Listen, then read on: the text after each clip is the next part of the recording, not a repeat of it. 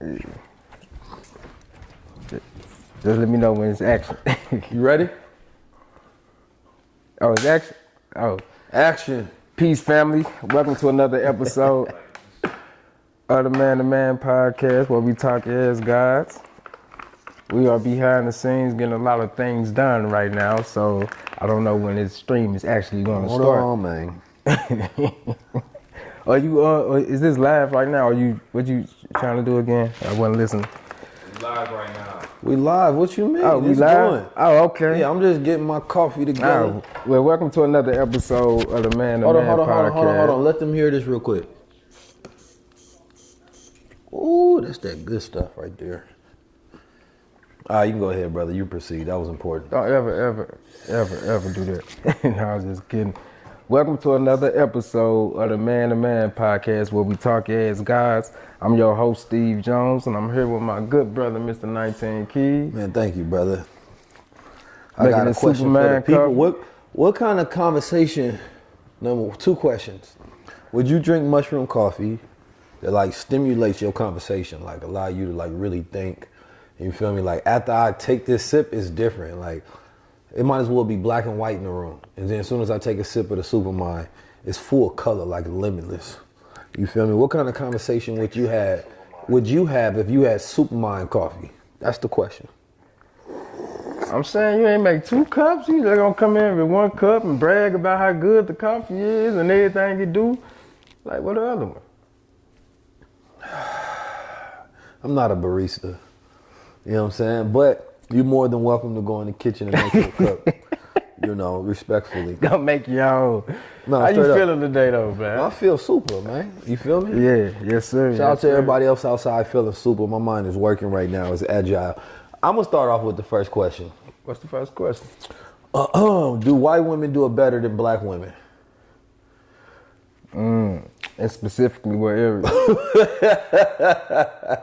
All right, so this comes from Dr. Umar.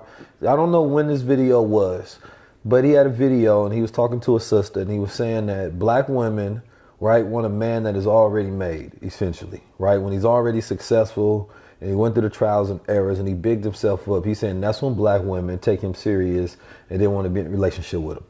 And then he's saying that the snow bunnies, though, they'll get with a man beforehand and help him out and invest in him, right? So do you think it's true that white women invest in black men more than black women invest in black men? Talk to me. And that's a few angles I look at that whole situation from. First off, I gotta specify that it's different types of black women. And the problem is, yes, it is some truth to the fact that black women want a finished product. However, it's only because in black culture, we idolize slut culture. So that's what we see the most. You know what I'm saying? So, like, overall, people will say, yeah, I only want a nigga, he gotta have this, he gotta have that, he gotta have that. But, like I said, that's a specific type of woman. The guys don't even see, you know what I'm saying, receive that type of energy because we only deal with goddesses and we look for goddesses. A goddess point all that out and help you build. So, like I said, there's 2 different types of black women we talking about here. So, like I said, there's truth to that, but I can't put that overall on black women. And as a white woman taking care of black man, I mean, it's true to that she can help him become successful. But for me personally, I couldn't date a white woman because I don't think we'll relate in other areas of life. You know, like I can't come home today when it ain't got no flavor to it, in my opinion. So, nah. So I'll give you my take. I think it's cap. The reason I think it's cap is because I think sometimes, and then let me give you an overview, first of all. First of all, I think that it's such a small percentage, right, of black men who have been invested by white women and become successful. It's not even a number to regard. Right. Right. And then when we look at historically, our mothers were with black men. They didn't have all their shit together. Our uncles didn't have their shit together. Our great-grandfathers didn't have all their shit together. You know what I mean? Historically, black women have been with men that weren't successful because the average man is not extremely successful and that black women is with them. Yeah. if we're talking about the conversations that happen on podcasts predominantly with people who have microphones to monetize rage bait, that's a completely different question. And I wouldn't put that on black women. Right. So therefore, I think it's capped because I don't think that the average black woman, right, is afraid of, or I say historically, right, has stayed away from the average man. Because let's be honest, like most niggas in the hood and they got baby mamas, they all with average men. You feel me? All the black men that we know, they ain't all average. But you know what I mean? A woman went with them because they became rich and successful. All the homies that got black women, they was with them while they broke and poor and tore and still trying to figure it out some more. You understand me? So I think that, you know, we conflate these conversations that happen on podcasts with the reality that's happening in the world, right? While the average woman is still choosing on the average man because she don't have access to something more. Now, is the conversation super inflated to where you have the conversational topic focused on a man like myself? Yeah. You know what I mean? Looking for 0.1001% that don't exist in the real world. I only exist in one place and I can only control one space at a time. Right? So I do think that that's always been a thing, like celebrity worship, if you will. You feel me? Comparing the average man to something that you exalt that's rich and famous. I like to subscribe to the idea, like, as a man, a relationship is the last thing you should be worried about in the first place. So I can't even say that I need a woman to help me build. You know what I'm saying? You should be like focused on building, and then you know what I'm saying. Like you basically you should come as the finished product as a man. Really? I mean, there's no really such thing as a finished product, if we really being honest. What's a finished product? Well, I was just saying that because that was the rhetoric they was using. I don't think you should come as no finished product. There's no such thing. I think that a woman should be there helping you build. You know what I'm saying? Like, the idea of it is that, yeah, men and women should both be educated. You feel me? Ideally in the world, we can't put this justification on it now, but you should come from a good home. You know what I mean? Like eventually I want my daughter to be educated, come from a good home, you know what I mean? Have some money, have morals and values and decency about herself so that the man that she chooses, she can be a helpmate to him, right? She brings that. She's not just coming and say, hey, I'm a person in existence, I'm alive, and this is what I bring to the table. Like, no, the reality of it is that's okay to have a criteria of things that you bring that add value to whatever thing that you're being a part of, because the relationship is a partnership. You feel me? I think what happens is right now is that there's a lot of ego, right? They just came out with the stat that black women are amongst the most educated in America, right? And specifically, like when it comes to challenging the numbers of white women and Indian women, even though you're gonna go Indian, white, mostly likely black, then Hispanic, right? But of course, amongst the most educated.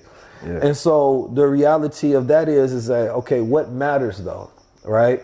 Do it matter if we have a bunch of single educated black women if we don't have black families that contribute to household, right? Let's say you're talking about the household income. Is it just single person?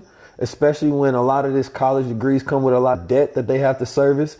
And Robert Smith already said 50% of black wealth goes to its debt.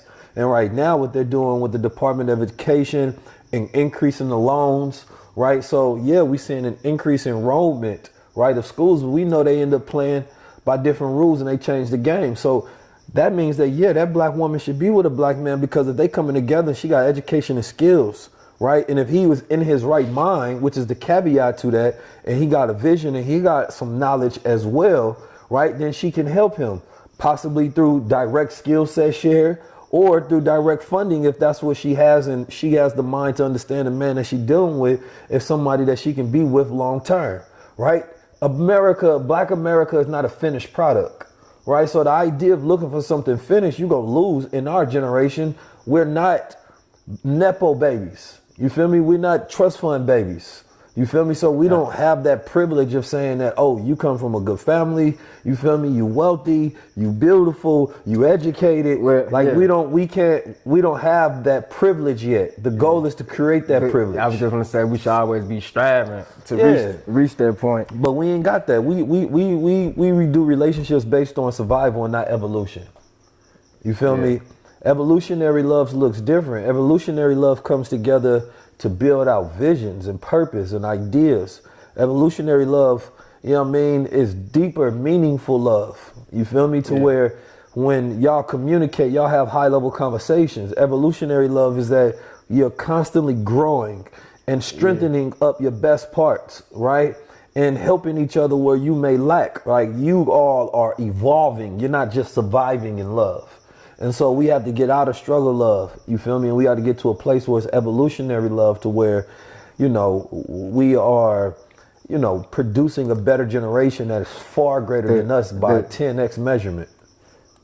I feel like the focus point in that all should be like patience should play a key in that whole statement that he said, because I feel like a lot of relationships don't last because people don't got patience no more, you know? Yeah.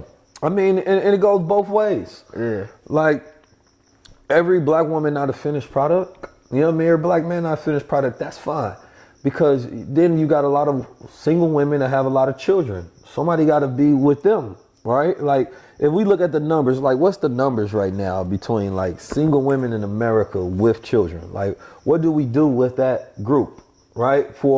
Because then there's a lot of men that say they don't want to be with a woman that has a child. And vice versa.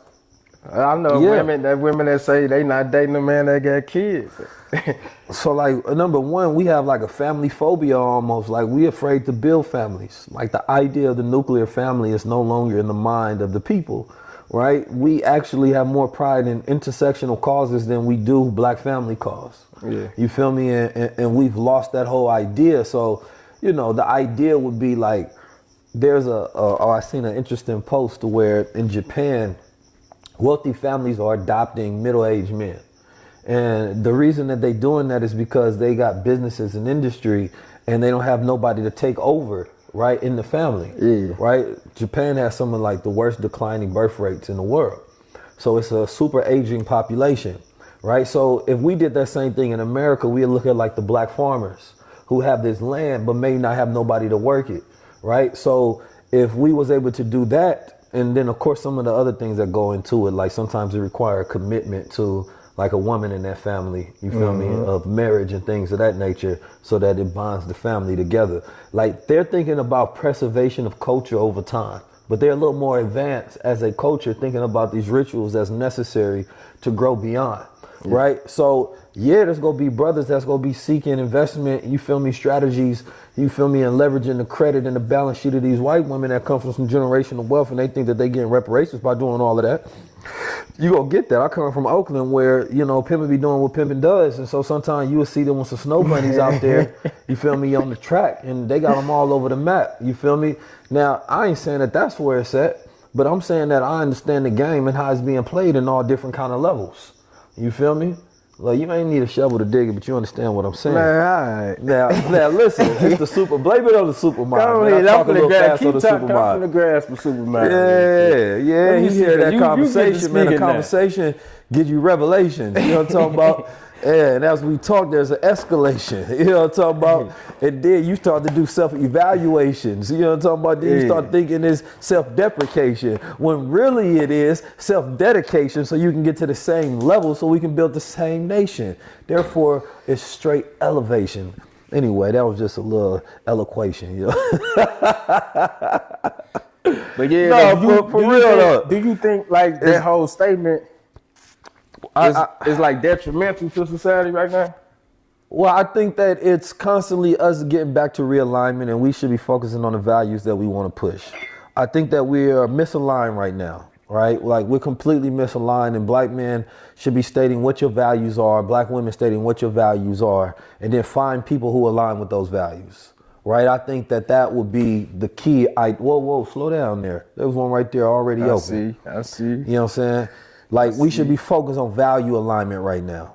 Now go in front of the camera, brother. It's all good. You go walk away and run from the camera to go in front of the other camera. That makes sense. Chill out, You ain't had the Superman yet, so you ain't thinking yet. I get it. Don't worry about it. You know what I'm saying? First of all, it is what it is. Now, again, like we don't appreciate enough values that we talk about that attract each other. Right? Like, I think it's very attractive for a woman to be educated, right? That's great. But when I mean educated, I mean the ability to think. I don't find your degree attractive. Your ability to think, your philosophical mind, right? Your ability to be able to problem solve, troubleshoot, and critical think and analyze things, and your creative intelligence, but also your soul. Because there's some women that don't have to be book academic smart, but they have a soul depth. You know what I'm saying? That shakes the room when they walk in because they have an inner awareness that has this matriarchal power because it resonates in their womb and they understand themselves a little differently. Some of that indigenous energy, you feel me? With that awareness, that's different, right? You don't get that in the college. Sometimes that stuff is actually trained out in these academic spaces, right? Because you're being shaped and molded to fit into a particular box. So the question becomes is, are black men attracted to these educated women that are getting these degrees, right? And the question becomes is, should they and why should they? It's a question to you. Hold on. Demetri, are you attracted to educated black women? Yeah, you gotta be a sapiosexual. That's the right term for it. I mean, that's what everybody's saying. You know what I'm saying? Like, but nah, you gotta be attracted to that because that's the only thing that's gonna actually make the relationship last. When it comes to like outer beauty and all that shit, it's fleeting. It fade away. You know what I'm saying? So if you ain't got a mind that I connect to, a spirit that I can connect to, when we just at home chilling and all that, it ain't gonna never last. Look, I don't look at many people relationships, but I'm gonna tell you somebody that I admire when I see their relationship. It's Aristotle and his wife. They have a business relationship. I mean, like a real relationship, but in the sense that she like a business wife. You feel me? She helped him take care of the back end of things and help him with his business end of things. And they travel the world and he gets to focus on his skills and she utilizes the skill sets that she have to build things out. And I remember when we was having a conversation when we was out in Africa and she was explaining a lot of times some of the other women that have careers kind of like look at her funny because, she works with her man, right? And so she's not flaunting like a career or a degree. You feel me? She's saying, I'm a wife. You know what I'm saying? Right. But this wife has equity in this empire because she's helping build that and she's contributing. So for me, it's beautiful to develop degrees, right? They have to be nation building skills and share skills to where when you get in a relationship, it can help form, right, a Voltron to where y'all can build something. Yeah, it go back to that. I don't care about the skills that are individual that help you build the white man's world. It got enough women. It go back to the analogy that you used a while ago, the princess versus the queen mentality. Yeah, you know what I'm saying? The princess just want the finished product. They want you to take care of them and come with everything. Just, you know what I'm saying, pampering them with gifts. The queen gonna actually help you build the empire. She's the one that's gonna run it. But it's not a lot of queen mentality out there, and there's not a lot of king mentality. There's more prince and princess mentality. Yeah. Like the young men don't want to be a king. I'm gonna be honest with you. Like that's too much responsibility to put on these young men nowadays because most of these young men think feminine, right? I ain't saying you think like a woman. I'm saying you think feminine, right? Because you've been trying to balance out your masculinity with femininity. And really what it's doing is canceling out your masculinity. You're not balancing it out, you're canceling it out. So therefore, you don't know how to give directions. You don't know how to make a decision, right? You don't know how to follow through with a thought of action and to deal with life's normal emotional adversities, right? To be resilient and move forward consistently to evolve. So therefore, I can see why a lot of these women are not attracted to these men. And then the women are getting kind of weird because what they are attracted to has been subverted. You feel me? Like, I'm sure there's some women in the comments that might like a Cardi, what's the dude name? Playboy Cardi. Yeah. You feel me? Like, they like, these women nowadays, they like the buy men. You feel me? Like, it is what it is. So it's a interesting thing to where, like, can you respect a woman that likes a man that's bi? because that's so far from who you are and what you respect and what you do that you go look at that person like weird, where your values, the way you was raised, the way you see the world is foreign to me, right? And then we've losing so much of religion. Like I can respect the new age church, right? To where there's a lot of like young pastors and preachers that's getting some of these young men that's lost and bringing them into the church and speaking at it, right, in a way to where it's relatable. Because I'm like, some of y'all need this religion. Because some of y'all spiritual folks is y'all some weirdos. Yeah, it's just like the women dating the same archetype of man and then say man ain't shit. Yeah, I mean, but I that's know some sisters that go out every day, every week, and they keep meeting their friends. They all the depression in their life, they go down to drink. Then they say man ain't shit because they keep meeting a man at the club. But that's your environment. That's all you around. But that's all you deserve. I think you have to think about it like this. Like, what do you deserve? How do you know when you deserve something? Like, my computer just died. Let me look at my what's it called. Let's look up the definition of the word deserve. You know what I'm saying? Because everybody think they deserve something better than what they're getting. They think they deserve the finished product. Well, again, it ain't no finished products out here. Like, I'm not a finished product. You know what I'm saying? I understand, like, most women will look at me and be like, yo, no, you are him, Himothy. You know what I'm saying? Written in the Bible, written in the Quran, written in the whatevers. I get it.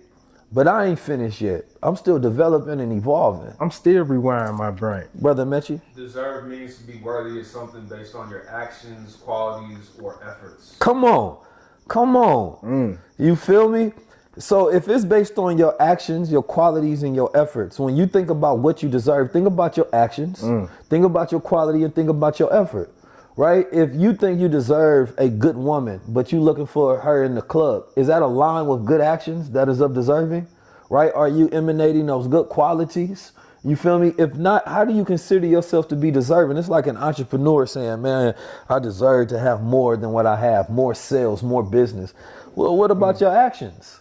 You got to go tweak something. We think we're deserving because we have entitlements, right? You're not entitled to anything. Nobody owes you nothing. You're not owed a good woman. You're not owed a good man until you become one. Right. And I ain't saying you have to be perfect, but you should be aligning those actions towards that. Yeah. You feel me? Because I ain't nowhere near perfect, but I'm aligning and getting better. And I'm conscious of the fact that I want to get better. Right. And I'm going and growing towards that. So I'm working with the end in mind first. You feel me? So there's an interesting correlation, though. I want to ask you this question. I'm going to be out in Boston. Right. April 12th, right? You go to 19keys.com/tour. You can get some tickets to it. And when I'm in Boston, sometimes I see a lot of brothers with a lot of white women, right? You know what I'm saying? Now, I want to ask you, what makes you think, is there a certain archetype of black man that get white women? I think any black man can get a white woman, but I think the archetype of brothers that date white women are the ones that don't know thyself, or not in tune with it, or don't care about, you know what I'm saying, the black culture advancing as a whole, you know what I'm saying? So they just settle. I feel like all the black men who get white women just settling for something easy. Something that they can simply control, and you know what I'm saying? Because with a black woman, like I said, she gonna always be pushing you to get better than where you at, so you don't get comfortable. With a white woman, they can probably run the whole relationship. And then me personally, when I see brothers with women, you know, I always got on merch. I got you. I'm always representing. You can go to Crownz19.com to get some of these. You hear me? I'm always representing. So when I see the brothers, they know what this means. They know what it represents, and they always put their head down. Yeah, I think that it's an interesting archetype, because I run into a lot of brothers, and you know they show love, and sometimes they be with their snow bunnies. You feel me? Yeah. And I think that I remember a long time ago I said, you know, white women is where black men go to retire. Like when they tired of being, when I ain't gonna say they're tired of, but when they're no longer pursuing evolution, right? They settle, right? There's in the keyism, right, which is a philosophy about finding evolutionary thinking and always finding the key in everything in life, right? There's survival, there's thriving, and then there's evolving. When you're surviving, you'll be with anybody. Anybody that can help get you through the day. Man, that's the right? truth. I remember back in the day, back in my time, man, I was with this girl that I work with. You feel me? She not really my type at all. You feel me? But she was helping me at a time that I needed. And what I realized is that, damn, I hadn't had nobody help me so selfishly before. And I had grew a bond and a connection to her, but I wasn't really attracted to her, but I was still in survival mode. Once you start to thrive, your taste changes, right? You have options to see what you really like, right? But the problem with thriving is that when he get on, he leave you for a white girl. Yeah, well, no, the problem is that when people are thriving, they start maintaining what they built and they stop looking to evolve. So a lot of black men that get out of survival mode, they just want to thrive. They're no longer looking to be challenged, right? Whether it's gently challenged or not, they're no longer looking for the emotional adversity. They want things to be easy because they feel like the world is enough. So therefore, they're not looking to evolve. A man that's looking to be consistently evolving on his God body, he gonna need a black woman by his side. That's fair. You know what I'm saying? Consistently, because she's gonna be the only one that can help him go against the world. You feel me? To help him build out his own world. Now, if you're looking to settle in the world and be of the world, that's completely different. But if you have one of those radical minds to say, I want to pursue freedom and ownership and power on an unparalleled scale, right? I want to develop all of my aspirations and potential out consistently, and I don't seek an expiration or a deadline or a retirement. It's just evolution forever. Then you're going to need somebody who look like you to produce somebody who looks like you.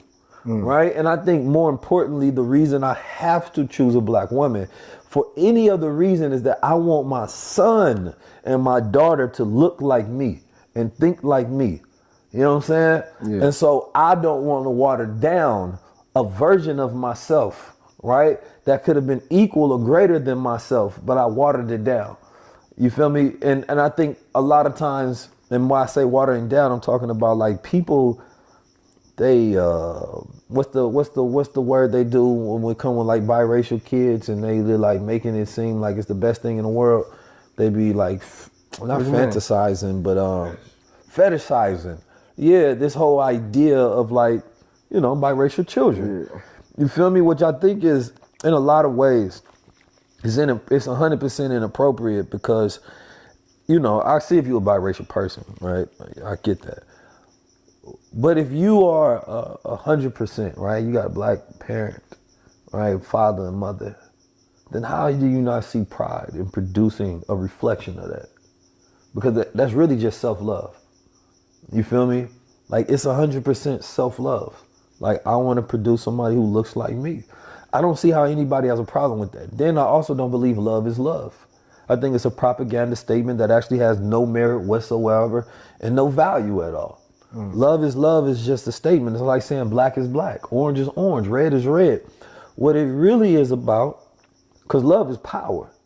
You know what I'm saying? Love is time, it's future, it's ownership, it's wealth. You feel me? So if you're thinking about being intentional of love, then you need to pick somebody that you can partner with to help build out the future for you, right? And so I think you have to find a reason stronger than love to stay together. I was just going to say that, do you feel like when it comes to a relationship that should be, how can I say this? When it comes to love, should it be, do you think that it's like an expiration date on love when you're dealing with a partner? Because like as y'all evolve as a couple, you might not love her in the future because of who she become or vice versa. So do you feel like it's important? Because if you say love is love, and you supposed to just stick with them through all the bullshit or not? Are we gonna? I don't know if that's what love. I think love is meant to. What happened to the Superman coffee? Oh, I got another one for you. No. This the ones that stay next to me. Slow down, Playboy. What's that shit? What's the? What a Superman that goes right here? Shit is over there. You're grabbing the mix. The coffee. It's on my spidey senses ticked in. My Superman solo, I get it, man. You ain't. Yeah, go ahead. No, I want the people to be reminded. Do y'all hear the cricket in the background? This shit loud as hell. Yeah. But yeah, or do you feel like, you know what I'm saying? Cause me personally, I ain't sticking with nobody. If it don't work, if it don't make sense, if I ain't loving this relationship no more, it's over. Well, I think it's an interesting question. I don't think it should be fleeting based on like an emotion or whether you feel good or not, right? I think it should have something deeper than that because that's just emotional adversity to me, right? I think that like, you got to think the movies would tell you, you feel me? And that's kind of like what they push towards women. Like if women, they don't really push that towards men, but they say like if a woman is unhappy in a relationship, leave. Like why would you be there? That you're serving the man's emotions and things of that nature. I think it's terrible propaganda that destroys families, right? And have people idolizing perfection and thinking that the partner that they with is the problem instead of looking internally at themselves and then not connected it to something greater because we're then breaking up families and then the children are being raised by the world, turning into weirdos, right? And these are becoming the criminals. These are becoming the bullies and the politicians that you don't like because you grew up in this loveless home, right? Number one, but number two, your mother and father gave up. You feel me? And so I think there is a point to where things can become toxic and y'all completely unaligned and you should leave, right? But I don't think it should be based on just the way you feel because I think people justify leaving because, oh, I don't feel the same as I used to. You was never supposed to, right? This idea of infinite passion and infinite love, like it changes over time. It goes through different cycles and periods. And it's more so about what is the restoration to get us back to that point. Now, to that point as well, I think there's different degrees of human beings. I think we all different. I don't think what sustains one man will sustain another man, right? Just because it worked in your father's marriage don't mean it's going to work for you. You can be completely different.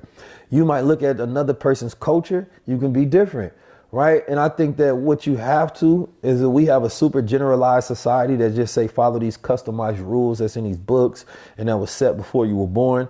And our generation doesn't believe it, not going to follow it, and it's not going to work for us. So I think that you have to have awareness and modernizing what works for you, but you also have to, I believe, get deep into self-awareness to know yourself, right? So that in the deeper you are getting to know each other, because you have to understand if y'all growing, you have to constantly, relearn each other, right? Because here's a part of this person that has now grew. Do you know this part? That's a super fact. Cause a long time ago, my grandma once told me that if you don't work, you will settle for anything.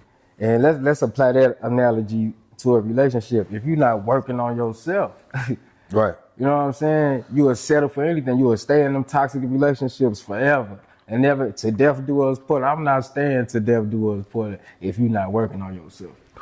No, because I don't know how long you gonna live. You know what I'm saying? You know what I'm saying? Now they got damn immortal machines. Like, how long is, like, 'cause you got to remember, men was only living like 60 years back in the day. So when they say death do you apart, like, you feel me? You was already halfway there. You know what I'm saying? Like, when you was 30, you was halfway there. All right, we almost over. Now we might be living to 150. Yeah. You feel me? So I remember it was a time I wasn't working on myself, and and I got left. Damn. And that was the most one of the most to my damn son. But that was one of the most impactful things that ever happened to me, and I'm grateful for that. Did you have to seek therapy? It forced me to work on myself and get my shit together. You know what I'm saying? Did you have to go to therapy? In my own type of way, yeah. What, like blunts? Nah, I mean, yeah, for the beginning stages of it, and then that evolved into me picking up books to read on how to, you know what I'm saying, channel this and convert it. You know books what I'm saying? And blunts. Books and blunts, that's what it was. But I wouldn't say the blunts because I don't smoke weed no more. Okay. But anyway, I'm grateful that it happened because it first thing it did was it made me look in the mirror, basically. A self-reflection, doing an analysis of myself. What led up to this? Because I thought love was gonna keep us together. This was a high school sweetheart. We was together forever, for a long time. Yeah, I know you talking about. You know what I'm saying? So it was like, damn, maybe I'm doing this whole relationship thing all the way wrong. You know what I'm saying? That's what. So I needed that to happen. Yeah. You know what I'm saying? Yeah. In hindsight. Yeah. No. He to my yeah. No, like, I I'm can't listening. relate, you know what I'm this saying? coffee's so damn That's so good. cap. Listen, We're gonna be in Boston. Boston, I will be breaking down Keyism. We got a whole philosophy that I'm gonna be breaking down. I'm not ignoring your feelings. You was ignoring her feelings. That's why she left you. But I'm focusing on my people. So I got a relationship with the viewer. They need to know we gonna be in Boston. Coming up, go to 19keys.com/tour because what I'm going to be breaking down, I've never broken down before anywhere else, right? People are always like, how do you consistently have new material for each tour stop? I'm not a comedian. I'm not telling jokes, right? So every time I go somewhere, it's evolving. And that's really the beauty of it. And that's what Keyism is about as well, right? Everything is always evolving. I'm not keeping the same thing. And I used to feel bad about that because people would try to tell me like systems thinking like you have something at work, kids keep running it over and over. But that's not who I am. I'm passionate about evolution and growth. You feel me? And when she left you, it's because she was passionate about growth, right? She was focusing on evolving. And when she thought about her future, she didn't see you in it. All right, so it's funny that you said that, right? Because maybe that was true at a point in time. But like I said, I did the work. I worked on myself. Mm-hmm. And now she regretted. Trying to spin the block. Trying to spin the block. And, like I ain't doing death to do us put. It's over. Nah, I feel you. It's dead. That's what's up. Do you listen to Playboy Cardi? Nah, but I've listened to songs that he's been on. How about this? Speaking of Playboy Cardi, how you feel about Kendrick Lamar jumping on Playboy Cardi's album, pushing, you know what I'm saying, negative agendas after his Not Like Us run? How you feel about that? What's the negative agendas he pushed? You know what he was talking about on them songs. No. I don't know the lyrics. He was talking about backdooring people. You know what backdooring means? Somebody you trust doing something evil to you. He jumps on this song. He's on a couple of songs. So you trying to replace Drake with Cardi now? That's what we pushing now? I thought we was pushing, you know what I'm saying, a better music. I heard Glasses Malone. I believe somebody was, I didn't hear it directly, but I believe it's Glasses, somebody was repeating what Glasses Malone said. They were saying that. Or it might have been him in a clip, but he was saying that y'all think Kendrick is a good guy. He was like, man, this dude is evil. He ain't evil in like the sense of like, you know, somebody that's crazy, that's from the streets. Like the world is always like regarded, this is conscious rap or whatever. You know what I'm saying? But bruh come from the streets. I don't think that his idea is to be your savior. I think he's always said that. I think he wanted to watch the party die so he could have his own party. You feel me? And I think that that's what he's doing. And I think that there's a lesson in it at the same time. Like every time you look for a savior, you'll be disappointed. How about this though? You gotta save yourself. Nah, forget that. Cause we gonna. He like that, huh? He like that though. Well, I'm the smoothest. I disagree because it's like for one minute you talking about killing the party, so you rather kill Drake type of music to push Playboy Cardi type of music? Is that what we doing? I mean, because you just said it. You say maybe he want. That's how he want to have his party. So you want to go. I think Drake was he's a satanic rapper to be specific. I think Drake was his ultimate op, and he only had one mission. That was to get him out there. I don't think it was really to save hip hop per se. You know what I'm saying? I think that this is a guy that he hates. He said he's his biggest hater. He said everything in the music. You know what I'm saying? And he wanted to destroy this man. That's crazy. That was. Listen, I would rather 100% have. I don't think Cardi is gonna be a king of hip hop or nothing like that. I think he has a moment. That moment disappears. He goes back into his vampire coffin. You know what I mean? Whatever gay vampires do, I don't know. You know what I'm saying? That's what he does. So he don't hate the way Cardi dressed. He wear lace clothes, paint his nails. And I don't think he looks at. Listen, I don't agree with it, right? But I don't think he looks at Cardi as a threat. You feel me? I think he utilizes that to get him more leverage, to get him more clout. I believe that's what he's doing. I believe Kendrick is also a capitalist. You know what I'm saying? 100%. I've said this before. You feel me? I'm not his spokesperson. You know what I'm saying? I just like this music. Do I like the Cardi stuff? No. I have a different agenda than him. You know what I'm saying? So I think that there's room for multiple agendas to exist, right? I'm against the idea of like a Playboy Cardi existing. You know what I mean, as an influence to the youth, 100%. Because I think in a lot of ways that's as detrimental or even more as gangster rap. You feel me? So I think that, no, 100% now we don't have anybody that's going to Kendrick ain't the person to take down Cardi, so who's gonna be the person that do that? Because that's what you need. You need somebody that come in and now he's taking out, okay, Drake, now you gotta don't go at Kendrick, go at Cardi, take that out. Then go at the rest of these weirdo rappers, take them out. Now, that's what I believe that the lyrical rappers should be doing right now. You feel me? But the problem is that they don't even have an audience that listens to real rap. So you can't take out a vibe rapper with lyrics. Yeah. You know what I'm saying? I think you just got a 50 Cent clown them. I think it's time for the culture to take out gangster rap. Take out that because people, when was the last gangster rapper we had? I mean, it's a lot of them that you probably don't listen because you don't be listening to it. You know, you be on that other side of YouTube, so you don't listen to gangster music. You know what I'm saying? You listen to Common and shit, and Doshi. I be hearing you, but you know, it's a lot of. First of all, Common is gangster rap. Every time we go to do an interview, they playing Common. No, shout out to Common. You know what I'm saying? Common, shout out to Common. I haven't listened to Common in a long time. I haven't listened to Dochi's album thoroughly as well. Cut the cap. I haven't listened to it. No, I heard all you listen to is women rap. I hear you all the time. I think women be rapping right now. You know what I'm saying? Sam Sin, you feel me? I think Dochi can rap. I don't like what she said about heterophobia. I don't agree with that. You feel me?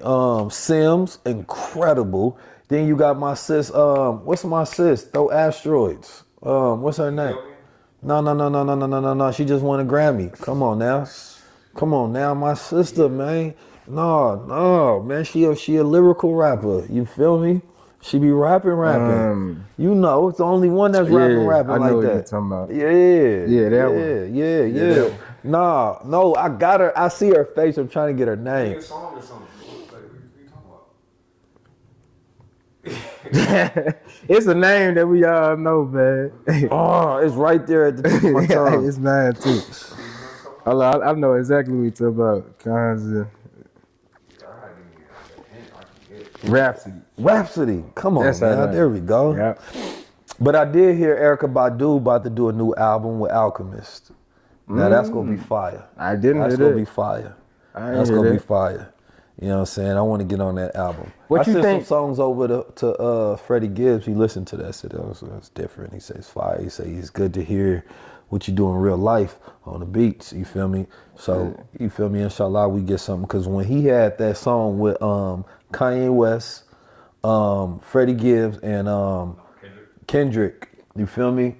That was hard. I ain't gonna lie. Them is three of some of the hardest. That's one of the hardest collaboration songs ever. Because everybody smoked it. Kendrick, Freddie Gibbs, and Kanye West. Everybody smoked it. Speaking of Kanye West, right?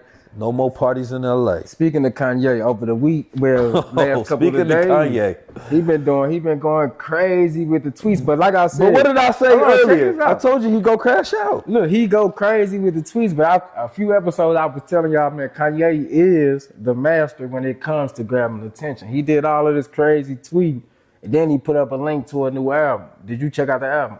Did you get a chance to? I listened to half a song.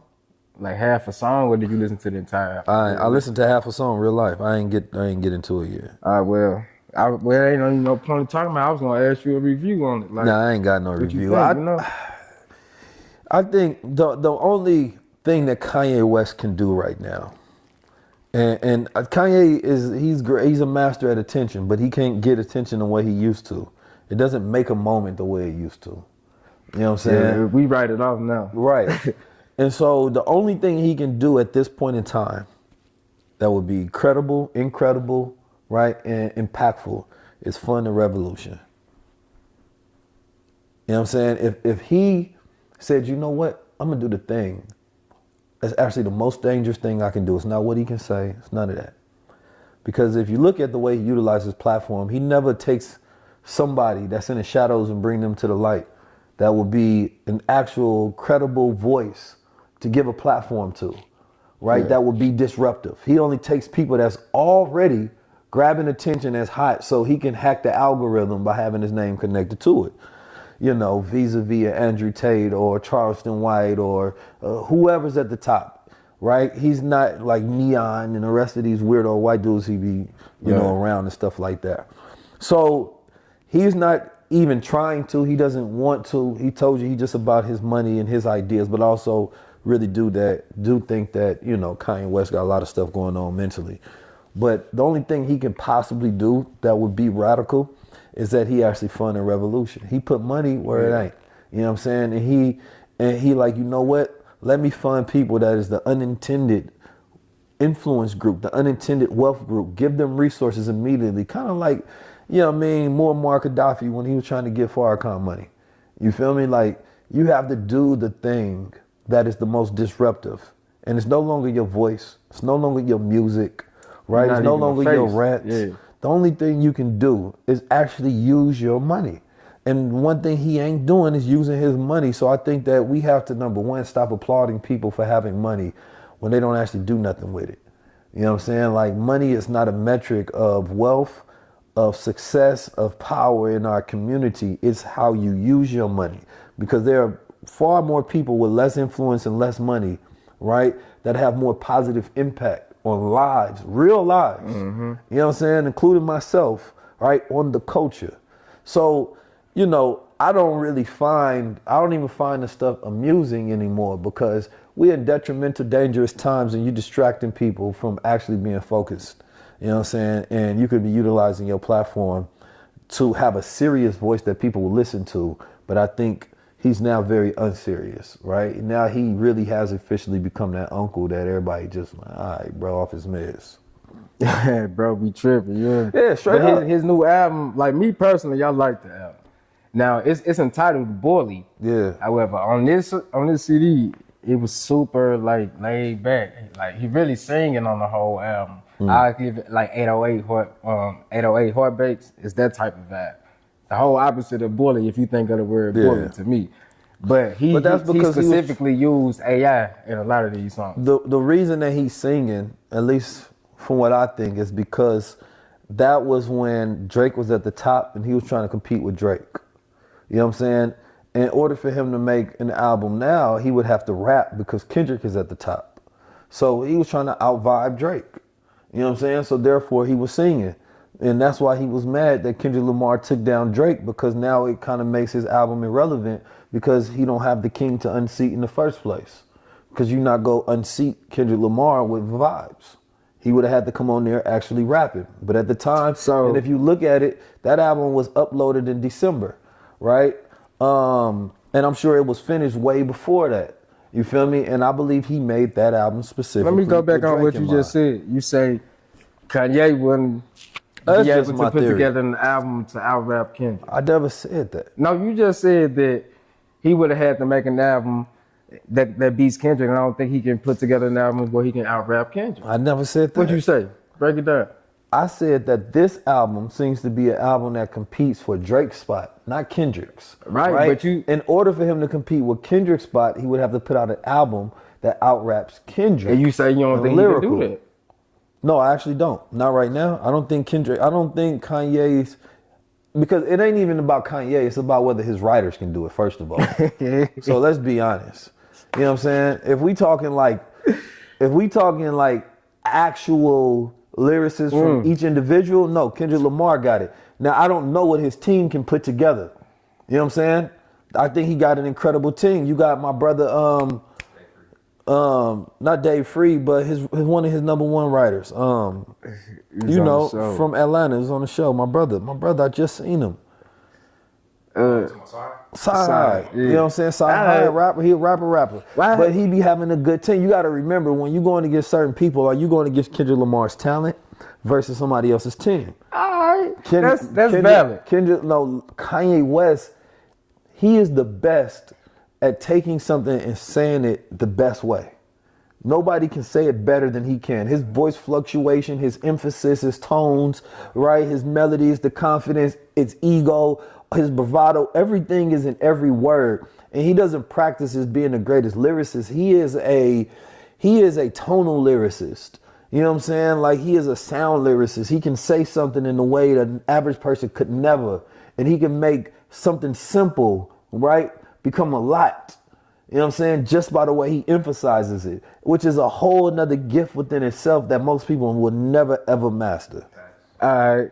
But yeah, I always told you from the start of the Kendrick Drake thing that we having the wrong conversation. Kanye is the best when it comes to rap, being a rapper, like the total package as far as discography, everything. Kanye is number one.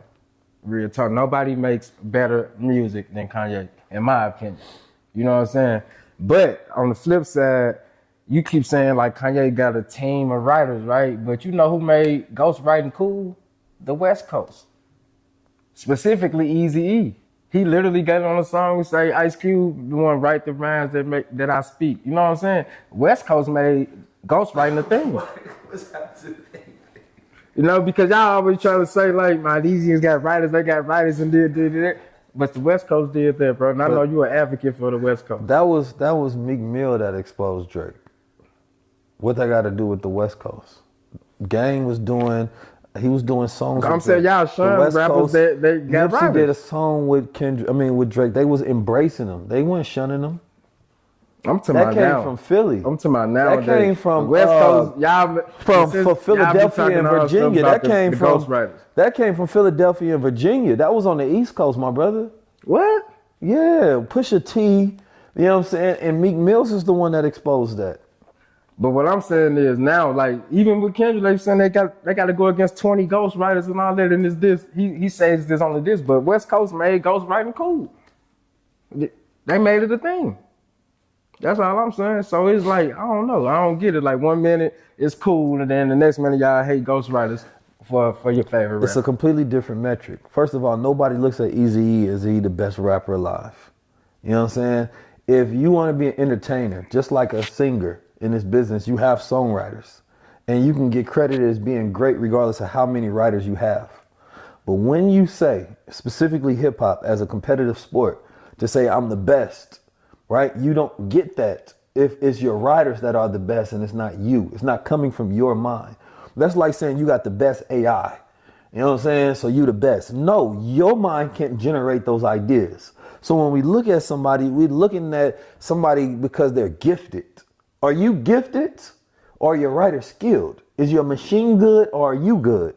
That's completely different. So when people was looking at Drake as like the greatest and they was putting him in these top categories, the metric changed to numbers from skills because they was like, okay, they don't believe he has the skill, but he has the numbers. So that's why the metric shifted over.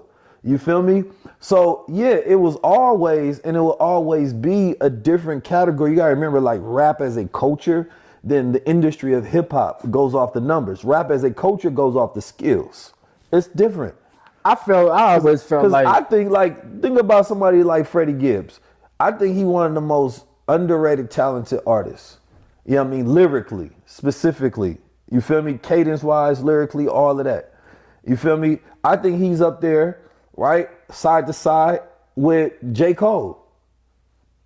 He ain't got the same numbers, but lyrical gifts and skills, yes. See, I never looked at it like that. With Drake, he came out.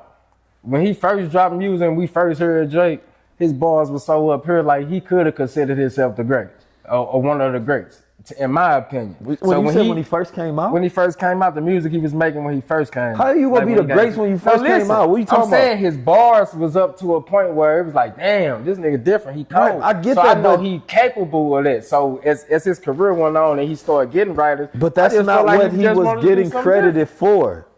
It was his songs that made him get pushed up to that upper echelon. Not his rapping abilities on, you know what I mean, Ransom, A, B, D, C, you know what I'm saying? When he was rapping there with Lil Wayne, that's when I first heard him. That's different. You feel me? Because if we talking about like skill sets and rapping abilities, then you will throw Lupe Fiasco in the conversation. It's one of the greatest lyricists of all time. You feel me? Like he's like literally one of the GOATs ever. You feel me? But we're not ranking, you know what I mean, skill set as being great. Right now, the ranking is about your song making ability. You feel me? And how much you sell. It's completely different because the rappers that are at the top don't mean that they're the most skilled ever. You know what I'm saying? Because it's kind of the difference between somebody that is in the NBA, but then there's cats that ball outside the NBA that never got the shot that will cook them in a one-on-one. Yeah, I'm glad you brought that up because how you feel, I seen you label this as Cosplay for, you know what I'm saying, rapper Jello. He just put out a song. I think that's how you say his name. But Jello just put out another song where, you know, he portraying the gangster image. However, we all know he didn't grow up in that environment. He was actually a privileged kid. Yeah, well, I mean, so you call it like cosplay rap for artists like this? I mean, it is. I mean, that's the whole idea. Like, you take an image, right, and you portray it, right, specifically right now for the purpose of capitalism. Like, you want to make some money off of it. You know, like, we just seen what's going on in LA right now with the RICO. You know what I'm saying? Like, that's the real street culture that's happening right now. You really don't want to be involved in that, right? But it's the same thing when you talking about, you know, gangster rap. Everybody wasn't gangster, they was pretending, right? There's always been cosplay and gangster rap. And a lot of them end up having to sit down when the real gangsters get involved. You feel me? The problem is that when you actually start believing the shit you selling, you feel me? So now you think that you have to keep this image up, and now you end up getting in trouble, right? We look at Dirk. Dirk is locked up right now. You feel me? Like, he really come from the trenches, but the cost that comes with having to maintain the image is the dangerous part, right? That young bro, man, he comes from a family to where he got 2 brothers in the NBA. You feel me? He got a father that's there that is a great entrepreneur and father. You feel me? They grew up as a middle class family. That's a beautiful situation. I'm happy that he was able to find his way with the skill set of utilizing rap. And he, you know, first blew up on the stream with Neon and all of that stuff. So nobody was taking it as if he trying to be a gangster. But again, when I tweeted that was just my first thought. When I first seen the video from Rolling Loud, like, oh, okay, you know, he comes from like this great background and great household. Just because you're around something don't mean you need to imitate it. But I get it. It's a product. And I think what's probably going to happen with hip hop is that, and should be happening already, but even black people are going to start viewing hip hop how white people do it. It's just an entertainment. Facts, because I feel like, you know what I'm saying, black culture, we got to come to a point where we quit putting validation and relatability hand in hand. You know what I'm saying? Yeah, I mean, look at, what's the brother name? Yellow. Yeah, I was just going to say that. Yellow Beezy just get locked up today for Mo 3 murder. Right. But so you already successful as a black man, but you still want to go out here and participate in criminal activity. But that's how you gonna know a rapper ain't really doing nothing, because they'd be locked up if they was. Right? So all of that is what I'm saying. Like, you're right. So it's gonna get to a point where you just look at it as pure entertainment. Like, oh, these are like, we're no longer in that era, right? Where number one, you can get away with things, right? People are utilizing microphones to record themselves and then videotape, right?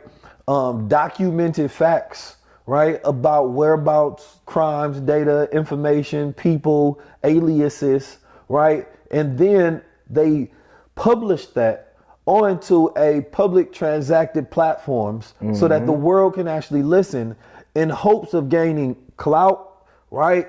Increased reputation and monetization, right? In other words, they snitching on themselves, right? So it doesn't pay off in the long run. And I think that we've had too many examples we shouldn't need anymore, right? But what the podcast lane has been skewed, right? And it's become dangerous because people are monetizing clout that's getting them locked up. Right. You feel me? And when the streets realize, wait a minute, I can talk about old things, people will care about them, right? And then I get more views, then that's when it turned, right? Talking about your business to become profitable, because people are like, man, I ain't talking about that. Ain't no money in it. I'm gonna focus on money right now. Yeah. So now it actually become monetizable. So now, the guys from the street start talking about it, picking up the podcast equipment. The way the feds work, you know, they'll let you commit the crime. It's just so it can stick when they finally do come. So they'll let you keep monetizing, making money, getting the fame, so you can tell more stories. Then they're gonna take every video and connect it to a crime. Now you stuck. That's why when I'm in Boston, right, for the next tour date in April, we talking about keyism, evolution, right? You have to evolve. The streets have to evolve. The culture has to evolve. All our ideas have to evolve, and it should revolve around a philosophy, right, that gets us past to where we are. Like, just think about all of the lessons, all of the keys that we can get from everything that's happened in culture, right, over the last 400 years, right? What happens that if we start developing children and grown men and women who say, you know what? I understand it now. Like my brother that be shooting the hoops. I understand it now. You feel me? I'm not going to do the same thing again. We don't need more information. We don't need more data. We don't need nothing. What we need is more wisdom and guidance, right? And so to be able to have a culture that is based on counsel, right? Not monarchy and rule, not saviorism, looking for somebody to save you, but having that resolve and that resilience to execute on your own, right? To have mental, spiritual, financial, ideological ways that allow you to get to ultimate power and ownership, because we want money more than we want power. You know what I'm saying? So when we get money, we don't even use it to get power. We don't use it in a powerful manner. And so other cultures, they want power. Like they crave power. We haven't been focusing on power at all. Like ownership is power. That's the key. So, you know, I want people to come together, you know, April 12th in Boston, because it's going to be a very powerful day where I will be giving a breakdown. And I think it's going to be preparing the culture for the future. And I think it's going to leave people with blueprints that they can go home and shape their lives around to start to evolve and to unlock that evolution within themselves. And I've been wanting the culture to evolve for a long time, right? But this is where I want to talk about this. I was talking to my brother Keenan earlier about this, and we was talking about that intellectuals shouldn't work jobs. Like there's an intelligence class in our community that are gifted, the bright minds, right? The ones that are the advisors of the culture, but we keep them in survival mode, right? If we go look at Peter Thiel, Elon Musk, right? What's another name? Andreessen Horowitz, right? What they would do, George Soros, they would take their money and they will fund the scholars, the philosophers, the intellectuals, right? To spread the ideas that they believe in, right? Whether it is accelerationism or techno-utopianism or, you know, the end of democracy and dark enlightenment. They got all these ideas that they spread, right? But when do we do that in our culture? When have you seen, you know what I mean? We have an intellectual class that we're saying, okay, let's be guided based on this wisdom and philosophy. We still allow entertainers to have more importance than our scholars, right? So how are we being led? We're not being led by wisdom. We're literally being led by entertainment, right? And popularity. And so, you know, populism as an idea should never lead a culture, because collectively people don't be knowing what's best for them because they're swayed by ideas that get embedded, that subvert them to think immoral. So the idea is that, okay, what is the vision for the future, right? And we have to go not just focus on surviving, but we have to focus on evolving. So who has that philosophy? Who has a big enough vision that can push us towards that?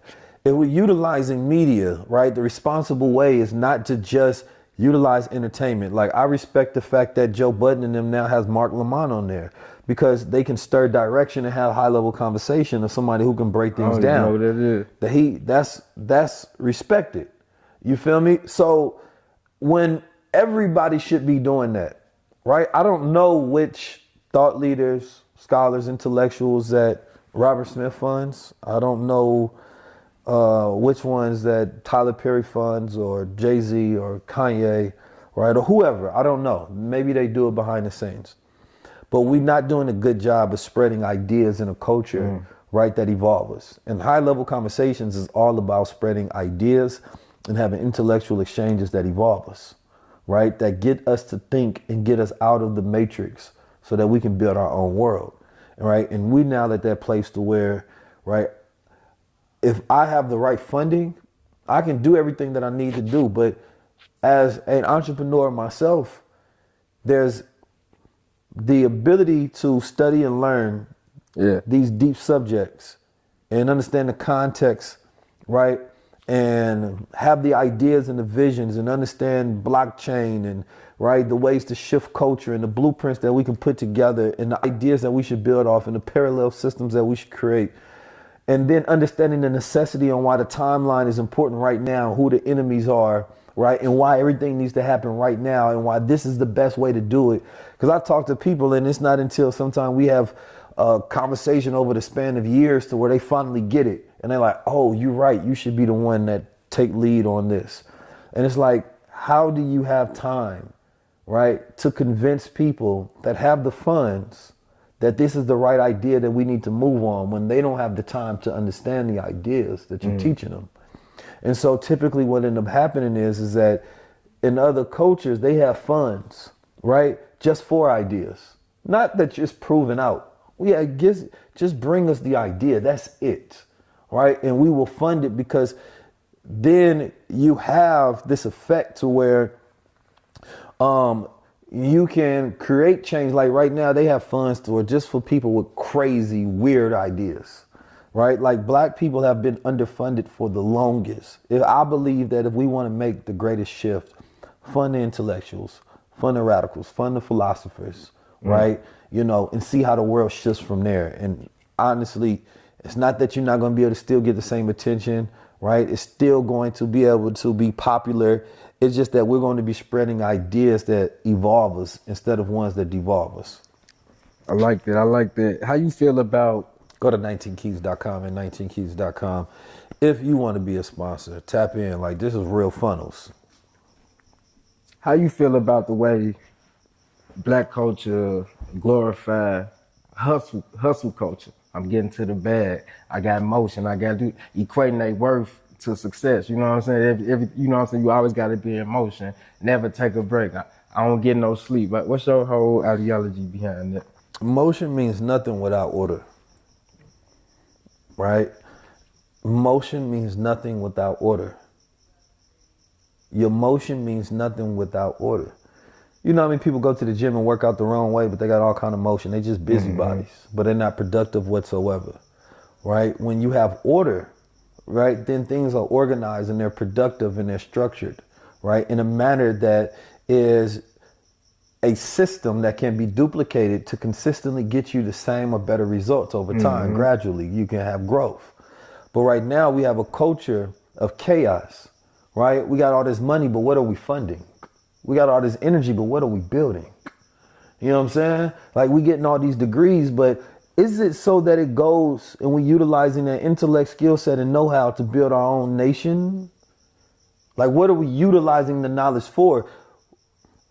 Black excellence is a scam that replaced black power, right? Because we started focusing on, right, celebrating jobs, celebrating the first black person to do it, right? Celebrating just getting rights, when the whole entire time there was only one factor that mattered, and it was our ownership and our collective progress. But we celebrate individual progress more, right? We don't like to put nuance behind it. If we're let's say if black men became the most educated group in America, should we celebrate that? No, we should only celebrate it if it is in connection to an action that is beneficial to the whole culture. So does that mean that now we have more fathers in the household? Does now that you're raising your children right? Does now that we're building our own nations and we're owning our own business, schools, banks, farming, right? Because we have to put, and even that, like, as men, right? If we're not able to feed our own people, they're not dependent off us. We have to put agriculture back in culture so that we can start forming the ideas and dropping the seeds and lay the foundation that we control. But if we celebrate black men getting degrees, but it don't represent us going to a new degree, us building our own nation, right? What kind of education are we getting? Are we getting education that allows us to build our own future? Does it mean that we more responsible? So it's beautiful, an idea of celebrating excellence, but excellence should be normalized. So do you feel like not fetishized. Do you feel like that cycle continues because there isn't enough collective examples? Excuse me. You don't think there's enough collective examples of black excellence or black progress? So we still focus on the individualism? I don't think we even want black progress. I don't think we want black progress for real, because we would just do it. Just do it. You know, when we sit and we have round tables and we see somebody that we think is brilliant, if I had the funding myself, just access them, just millions and millions, and I see somebody that I feel like can utilize those resources, I'm gonna build a vehicle to help them out, right? So that I can amplify that voice, or I'm gonna create a system and a structure that they can be a part of. We sold out our culture for money. We sold out progress for money. You know what I mean? So only thing we can celebrate is individual actions. Instead of saying, hey, collectively, we're bringing down the crime rate, we're creating more jobs, right? The mental illness rate is going down. We are now having our own food supplies, right? We're building our own nations. Our children literacy rates are higher. Like, I want to see our children literacy rates higher. You know what I'm saying? I want to see that as a stat. You feel me? Like, if black women are now becoming higher in education, then our children should be becoming higher in education. Like, let's spread that so that what we're saying is that this is beneficial to the whole. And it may be beneficial to the whole, right? But we have to think collectively for it to matter so that a person can say, celebrate my individual success. But then when there's policies, right, that happen in the government, you know what I'm saying? What is they telling us? They saying, black people, we're cutting you off. We ain't giving you nothing. We don't care about it, man. They even took the names of Colin Powell off the grave list of where he was listed. You know what I'm saying? Like, man, these folks don't give a damn about none of that accomplishment crap. They don't care about none of that so-called history. Yeah. But black people did it first. We gatekept history. If we don't agree with you, Elijah Muhammad, your name doesn't get mentioned. You know what I'm saying? We just celebrate the ones we agree with. If we don't agree with Huey P. Newton, he don't get a day. You know what I'm saying? If we don't agree with these black men and these black women, they don't get mentioned in history.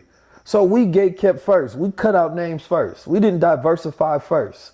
You feel me? We've never allowed the full spectrum of culture to be represented in its fullness and the histories and the story to be told other than pacifist, right? But not in a radicalist way to where it was all about how do we build our own only. There's going to be a mass movement of, yes, we're going to focus on surviving now because this is the time that people will go get together because you've been forced to. The world got to be damn near ending for you to finally say, oh, let's have a meeting and let's come together. Like, let's go back to the beginning of this. Do we deserve it? Do black people deserve to live successfully, right? And to have the things that other cultures have? If we are not moving with the qualities and actions, right, that allow us to deserve it, you're not going to be rewarded for doing things that you haven't done. Right? So I think that now we're in this space to where it's like, bro, deserve it in the sense to where our actions and the quality of our actions are aligned with that and the qualities that we represent. So yeah, we celebrated rappers when we know they were the worst for us. That's crazy. I was literally about to ask you. We celebrated people getting awards for selling culture that was terrible for us. Yeah. Right? You got black women fighting on TV, but we'll celebrate you, right? As long as you getting money, because we got a prostitute culture. Right. You know what I'm saying? Like, how you on one end celebrate black women getting degrees, and then on the other end celebrate black women smacking each other and degrading each other on TV, and then say, well, as long as you get money, we support you. That's not black excellence. What is that? Facts. Let me ask you this. What's the idol that you had to kill? Maybe I be thinking too much. An idol that I had to kill in my life? Yeah. Yeah, you just knew, like, man, I gotta get rid of this out of my life. It can be anything that you know what I'm saying, thought was what you needed, but you had to cut it out. Something like made a real conscious decision to cut it out. Ginger ale. I ain't been drinking that much ginger ale. That's true. I ain't seen that. Yeah. Man, it's a box on the counter right now. It's sugar free. With 4 cans in it, and there's only 1 can left. Right. And I ain't had one. Yeah. What's your point? I'm saying he's talking about I ain't drunk ginger ale in a while. I can't tell. I don't know. I've cut down. I've cut down by 80%. My intake has went down significantly. You You know what I'm cut saying? down. I used to idolize ginger ale for everything. But the specific word is kill. The specific word was kill. What did you eliminate out your life that's no longer ever a part of your life? You know what I'm saying? That you had to get rid of. Ever? Yeah.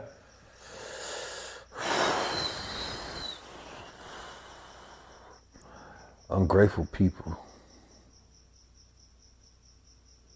I'm in a different space right now. Like, if you feel entitled and you ungrateful, I just don't know you anymore. Like, you don't exist. You know what I'm saying?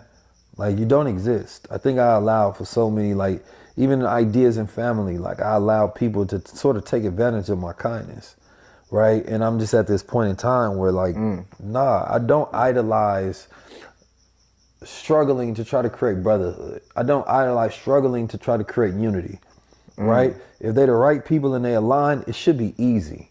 I shouldn't have to fight to get people to utilize. I don't idolize the idea of unity anymore.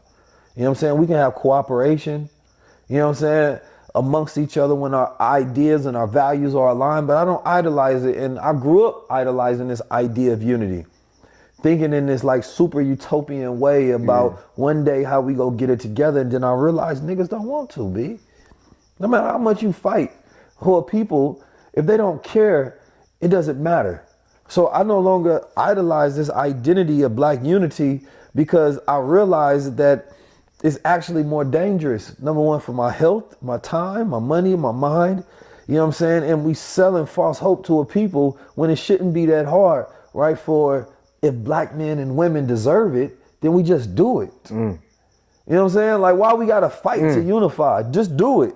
And everybody that say that they with it, just do it. If you got the money, put your money where your mind is. You know what I'm saying? You got the time, utilize your time. You got the skills, you got the resources, you got the network.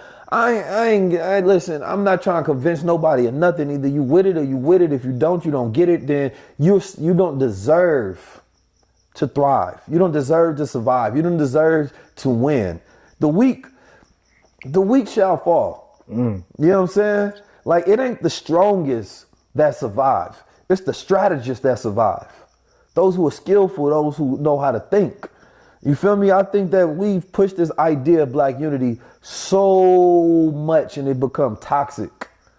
You feel me? And now it's just at a point in time the word has lost its very meaning. And we got groups of people that we know, yet you can't call 5 people and be like, listen, I have an idea. Let's build on this.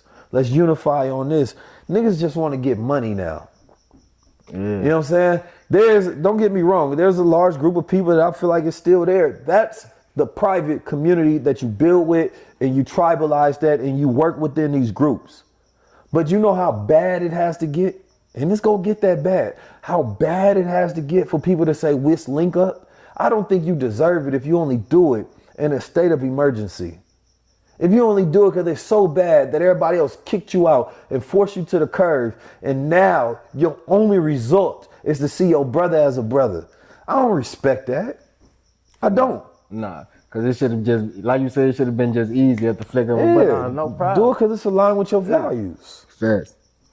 So, today is the first day of spring, and, it's also Ramadan. And first off, shout out to everybody that's in the chat, especially everybody, who sent a couple dollars. We appreciate y'all. All right, somebody sent some money? What's their name? That's how we continue going. Who got the names? You can read them out real quick. Hold on. We getting paper over here? Wait a minute. Yeah, hold on. Hey, so what's up with y'all? Like, which one of y'all ready to we got a media cup, we got Man to Man. Which one of y'all gonna be the first sponsor of Man to Man? We looking for our first sponsor. All right, put it in the chat. Who got the first 5,000? You think? Who got the first 5,000? Press what? Put it in the chat right now. Who got the first 5,000? Going once, going twice. Who got the first 5,000? First 5,000, 5,000, 5,000, 55, 55, 55, 56, 57. Oh, did I hear a million? But nah, for real. Okay, Loving MG, West Coast made rapping cool. Check your zipper. You know what I'm saying? Then Black Gentleman Media sent $1.99. Okay. I ain't gonna lie, I thought it was like hundreds and fifties and stuff. But this is good too though. Every penny counts. We appreciate y'all. No, like I said, we going through. No, for real. We want 50s and 100s and 20s. We going through, you know what I'm saying, this Ramadan, right? And, you know, it's fasting, man. I hear your stomach up here growling now, man. Yeah, I'm We've hungry. been fasting. And this probably this how I want to end it off. What's the importance of intermediate fasting right now? What's the most important thing doing intermediate fasting right now? Intermittent. Intermittent. My bad, I said it wrong. Intermittent fasting right now, especially during the spring season.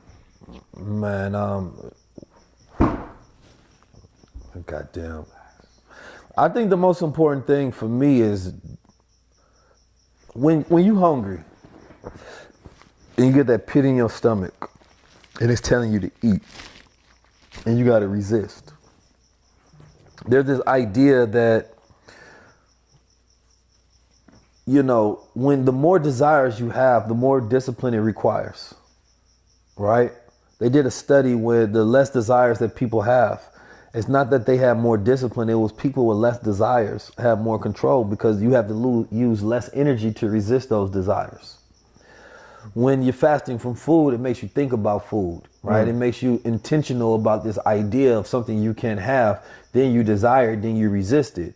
Now, during that resistance, it increases your willfulness, right? Because it's an internalized struggle, right? To where your body, your subconscious mind is saying do and you saying no, right? Which then give you more power and self-control.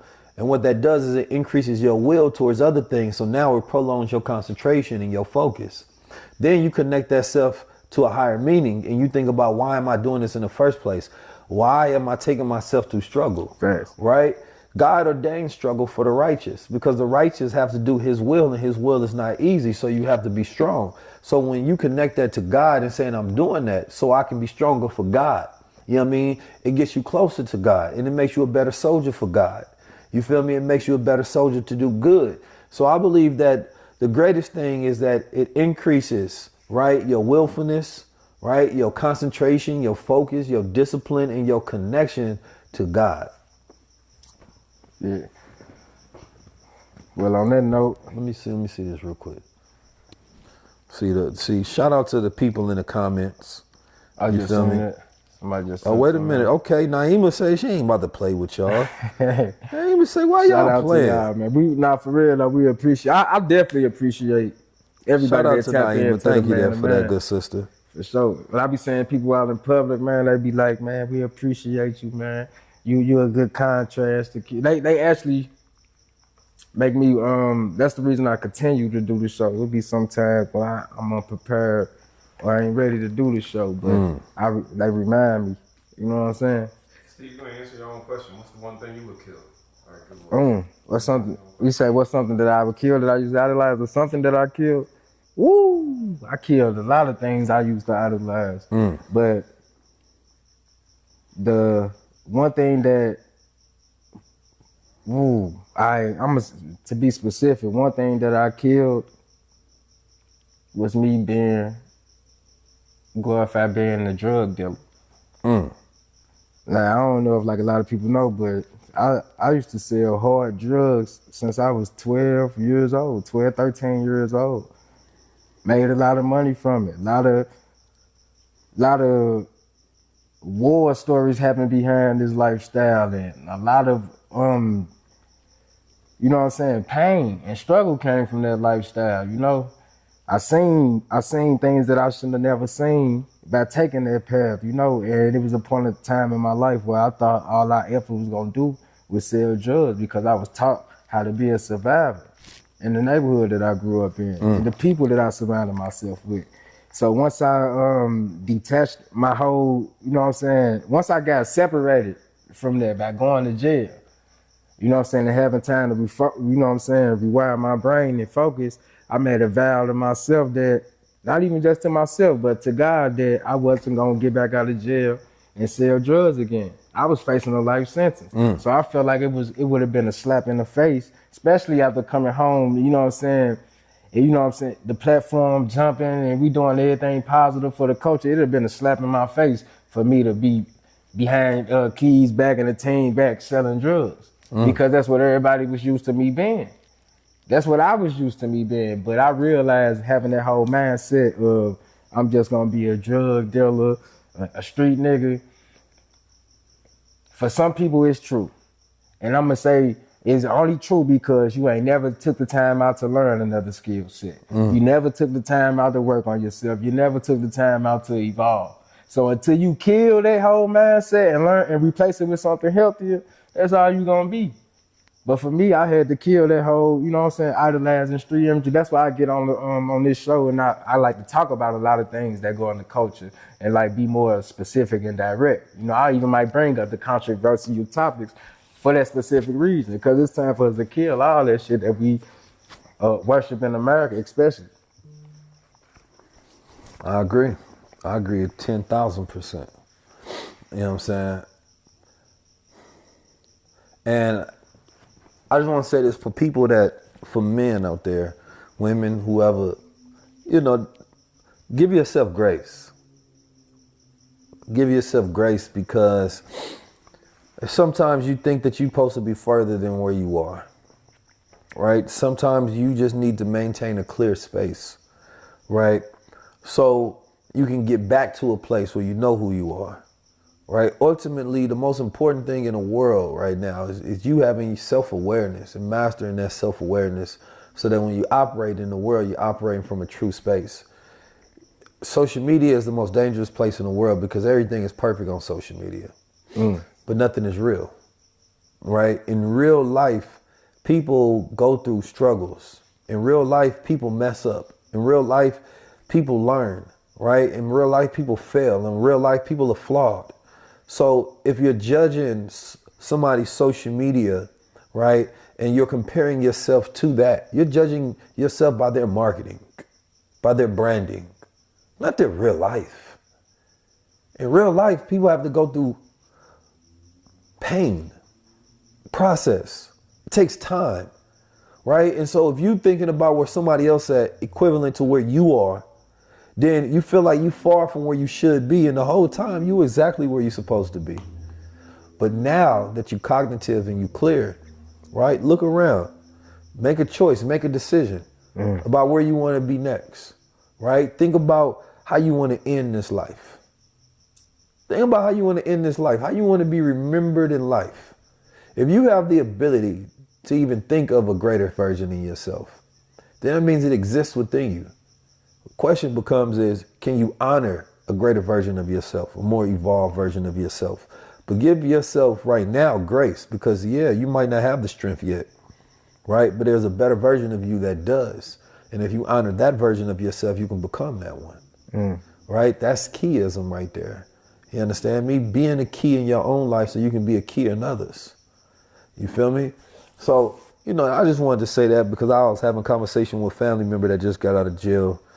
You understand me? And he sounded good talking to him on the phone. And I had to tell him, like, bro, you know, if you could just maintain this version of yourself. I don't have over expectation of anything, right? But do you have any expectation of yourself? Because the greatest quote that I've been pondering upon is this idea that the potential that we see in others, right, is not real. It's just what we would do if we was in their place. And so I think if you really think about that, you won't be disappointed in nobody. You really be disappointed in yourself for over projecting what you would do and mad that other people not making that decision, right? But honor yourself and honor other people for the space that they in. And all you can do is drop seeds. All you can do is plant seeds in soil. You can't force it to grow. You understand me? So when you're teaching, educating, influencing, and trying to be a positive influence in other people's lives, you're just a farmer dropping seeds, right? When people are low, sometimes they listen. When people are high, they don't want to listen. You feel me? But that's not your job to force a seed to grow. Just your job to plant the seeds. It's a great episode. Appreciate Yes, it. sir. Make sure y'all go. For those who want to advertise with High Level Media and the movement of what we're doing here to get your brand in front of millions and millions of people, right? Go to 19keys at 19keys.com. You can hit up Amechi directly, or you can DM me on Instagram. Let us know what your business is, if it aligns with us and you have a budget that works for us. Right now, we're on the road to get $1 million in advertisement, right? From culture and brands that we are aligned with. As media grows, right? Advertisement is what supplies that media to allow it to grow. These two are married intangibly to each other. So if you have a business and you want it to grow, right, and you want to get in front of millions of people, right, then tap in with us, because there's no point of us particularly just having media and then not working with businesses so that they can have more exposure. You feel me? So this is good influence. And you know that we don't align with brands that do not fit our values. So therefore, we may grow a little slower. You feel me? But we're growing correctly. And that's all that matters. We're growing correctly. Yeah. Yeah, you feel me? I feel you, man. Don't forget to like, share, and subscribe. And like I said, shout out to everybody that's in the chat, especially everybody who contributed financially. We appreciate y'all. We're going to continue to come with more heat. And yeah, tap in. I'm out.